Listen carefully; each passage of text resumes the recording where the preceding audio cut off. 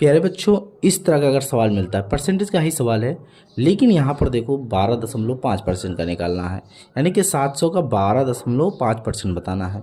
तो बेटा इसमें दो तरीके से आपको यहाँ पे बता रहे हैं। देखो जैसे 700 लिखेंगे, 700 गुणे 12.5 बटा 100 कर देंगे बेटा।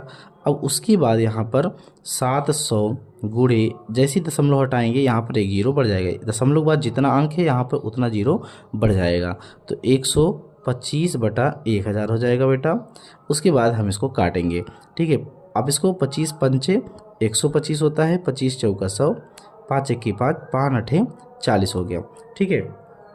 अब इसको हम भाग देख काटेंगे, यानी मेरे पास बच गया 700 बटा 8 बच गया। 8 7 56, 8 8 64, कितना हो गया? 8 8 64, 8 बार गया। अब यहाँ पर बच गया 6, 60 हो गया। 8 7 56, ठीक है।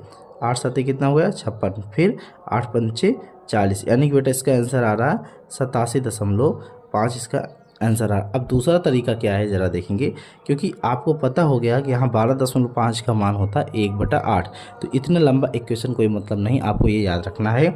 यानी कि 700 गुणे 1/8 रख लेंगे बेटा, साइड में यहाँ पे कहीं हम भाग दे के देख लेंगे, जैसे 700 भागे 8 कर देंगे।